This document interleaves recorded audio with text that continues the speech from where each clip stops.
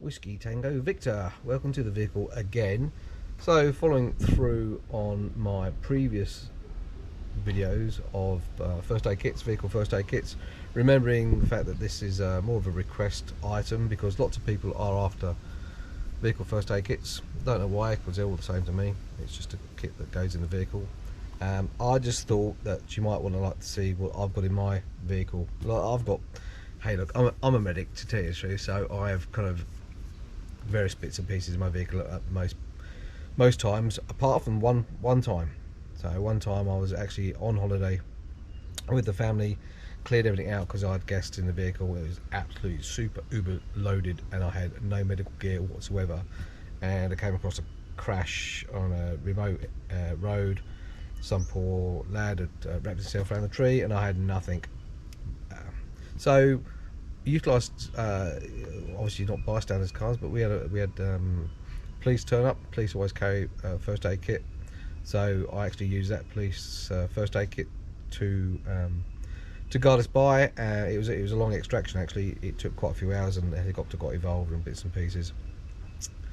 So what I'm trying to say is, look, just because you haven't got a first aid kit in your vehicle doesn't mean say you can't utilise the first aid equipment, because there's always someone that's got a first aid kit, and you know, police or fire or ambulance always on the scene at some point. So, but what after that instance, I thought, oh look, I normally carry with a great big first aid kit in my vehicle. I'll do the big stat pack one today or tomorrow or next week and show you what I've got in there, but it's huge.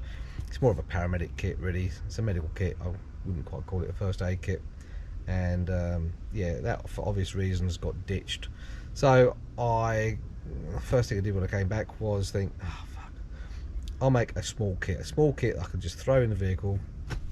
In fact, this is just thrown over the back of the seat, so it doesn't take up any load space. I can still get all this other miscellaneous shit in my vehicle, and this just sits there. It's made on a bum bag, so it's nicer, so it is transportable. So you know, I'm fairly anal about my modular systems. Well, it's a kind of modular system in the fact that I can pick it up and go anywhere. It's got some modules in it as such, and we'll get into that when I open it. So you can just pick it up and run with it. That's fine, or you can just sling it over the top and go. What's in it? Well, the bag itself, it's a nice lightweight bag. Once again, like, you don't want stuff to fail on here, so well made bag, lightweight, ripstop Cordura. It's got YKK zips on them and pull tabs, because like you just don't know when it's going to be dark or when you have to fumble around for stuff. Colour coordination isn't such a problem. So what have I got in there?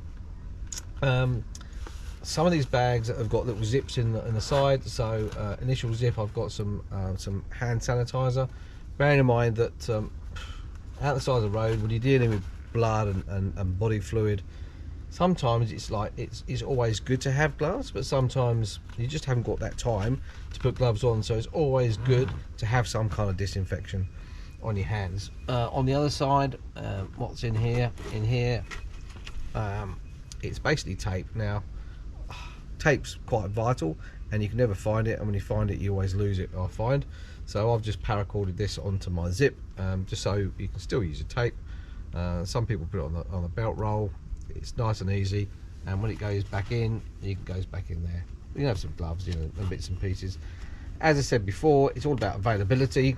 The last thing you need when you're at the scene is to be Mr. Klutzy and try to find everything. So I try and put my stuff in order of use.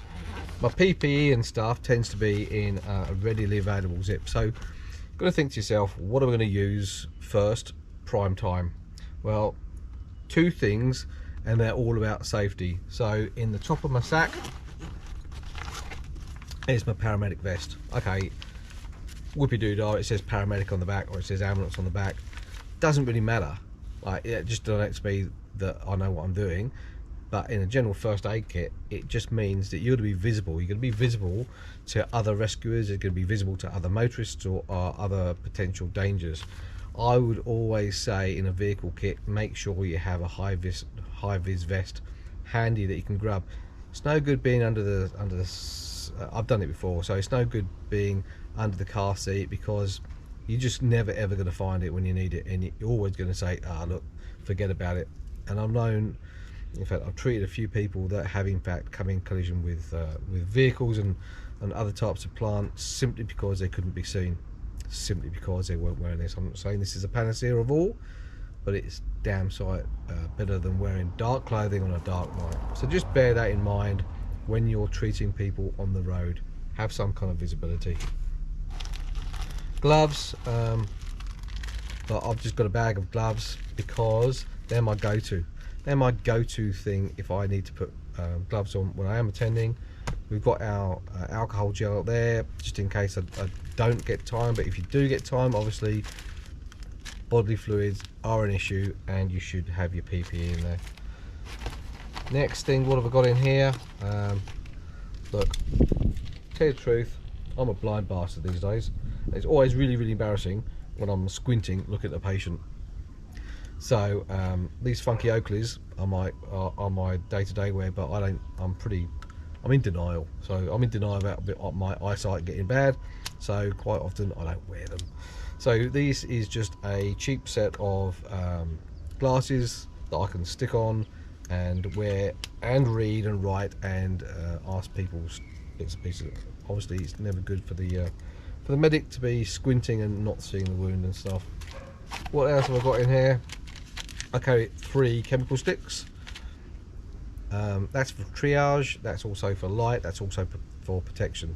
Like, chemical light sticks can sit in your pack, no battery changes, no nothing. Obviously white's going to be working light, red is going to be your hazard light, and green is going to be an indication light basically, or you can use them in whatever fashion or system that you like. But having glow sticks, chem sticks that can be snapped and in an instant, I can tell you they're a lifesaver.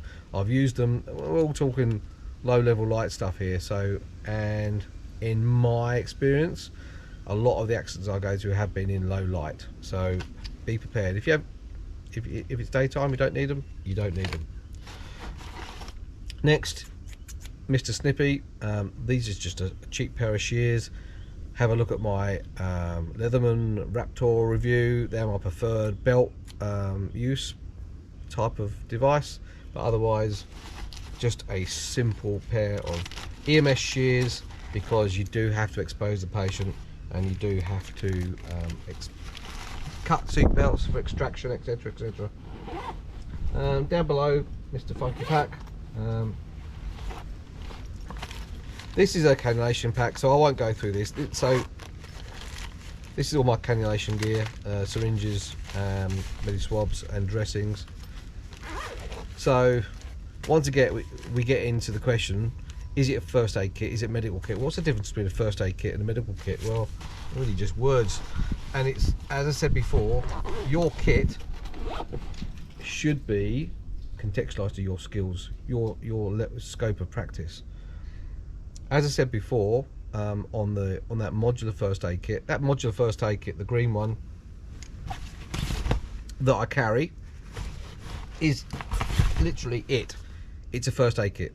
I can throw that to any member of the public or my family, and they can crack on with it with first aid skills. It's got triangular bandaging and band-aids and little washes and little boo-boo sticks and stuff like that. It is what it is. It's a very good first aid kit.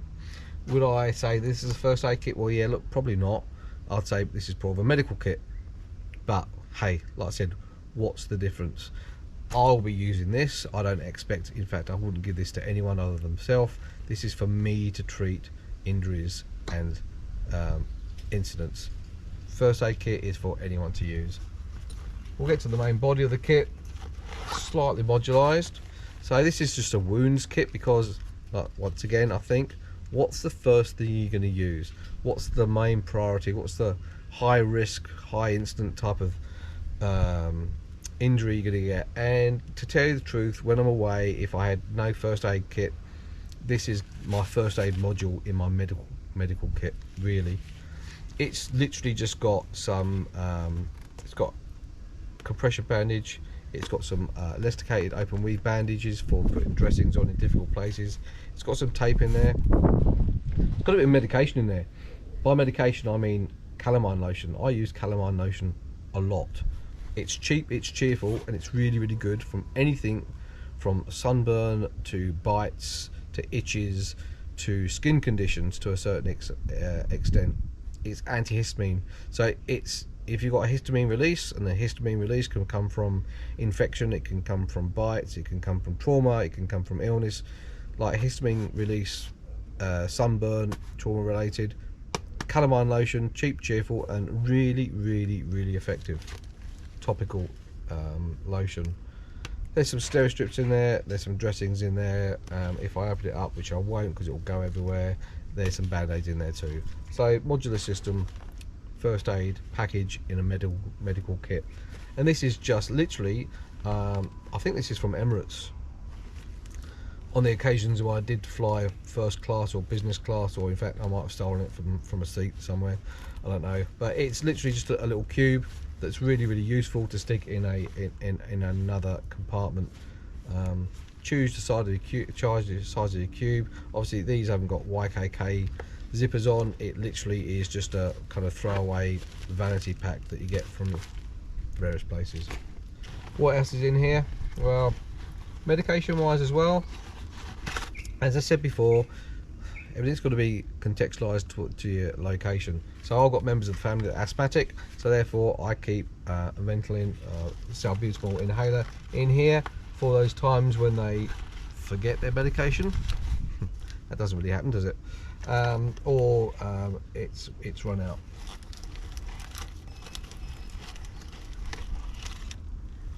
Now the bits and pieces, these are nasopharyngeal airways. Airway control is a must. I keep nasopharyngeals on here because they are really effective and easy to use. There's some lube in there as well, just a little sachet of lube. Blood pressure cuff.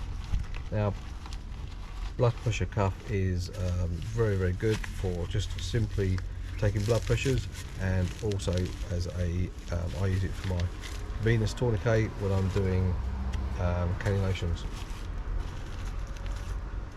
Sharpie pen. Sharpie pens are always good for writing stats and bits and pieces. I keep a normal pen as well for keeping notes on here. Small individual gauze, elasticated gauze bandages are brilliant to use.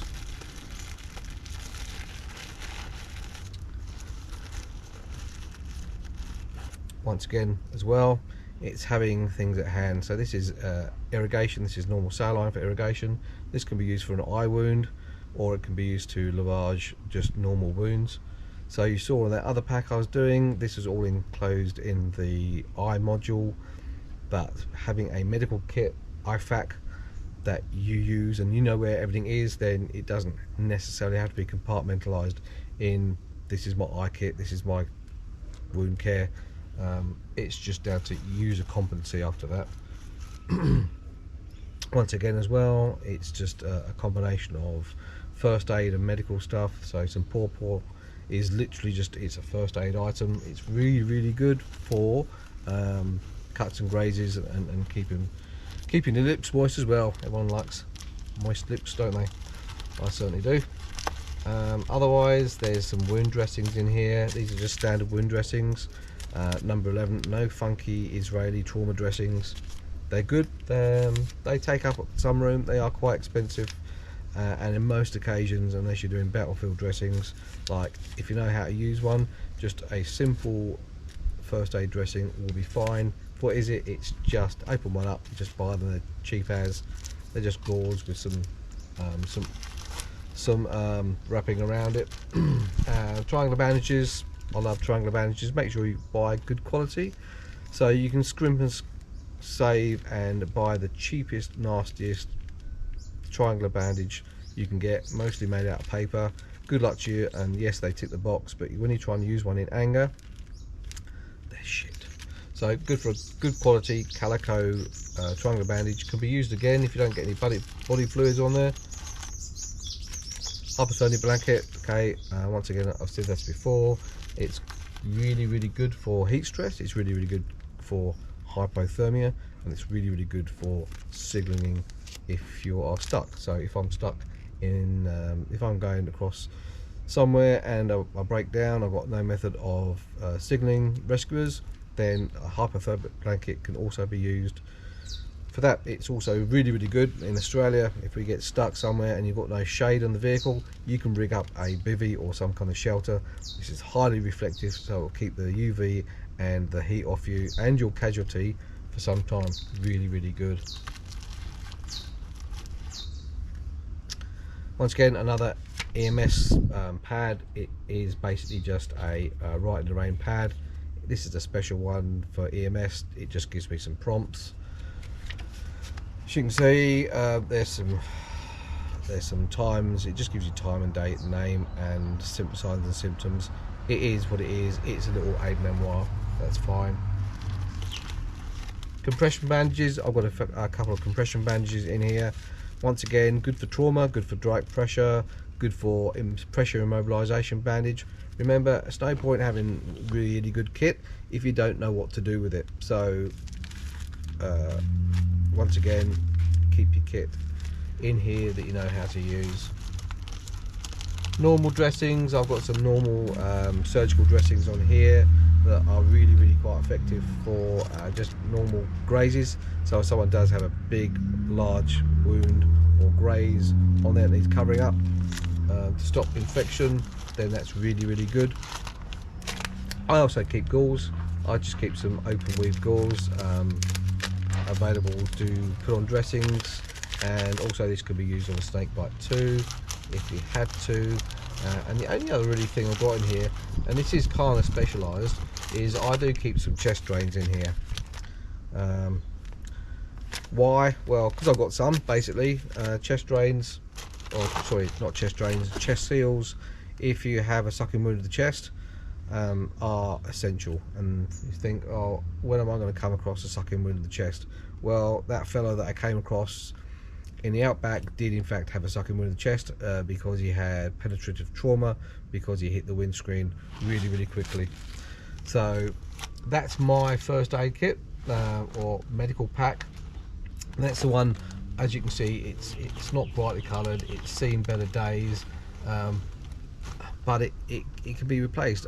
If I was going on a different type of trip, then I'd maybe put some different items in. Once again, in the vehicle, then I keep water in here anyway. I mean, that's my lavage, that's my burns treatment, that's my hydration. Let's face it, for shock, then you don't want a dehydrated patient, because things go downhill quite incredibly quickly if that's the case. So that's really an introduction into, it's a small modular first aid kit, or is it a medical kit? I don't know. It's a vehicle mounted IFAK individual first aid kit, and it is individual because I put it together. I know what's in it and it reflects my scope. So when you're making up yours, just think, what are my abilities? Do I know how to use a chest seal? If you don't put one in. Like, I've got cannulation gear in there. Do you know how to cannulate? No? Then lose it, you know. Just put some more relevant items in that you know how to use. Simple first aid equipment is vital, but the knowledge how to use them is even more vital. You can improvise once you know a technique, or you know what you're doing with first aid. Believe me, you can find 100 ways to improvise on how to do that. Once you know how to preserve life, prevent further injury, promote recovery, that's first aid. How you do it could be a thousand different ways. So thanks very much for liking. I know there's some good subscriptions down there, some people that aren't even friends of mine actually, which is quite nice to see. Press the like, press the thumbs up, press the subscribe, because there will be lots more coming your way now that COVID's over. I've got this, I am rugged up a little bit because it's still quite fresh, We will be going out camping, and we'll be showing you some more field techniques, both Mark and myself, and I might rope in some of my boys as well. So thanks very much for watching this. Till the next show, let's go.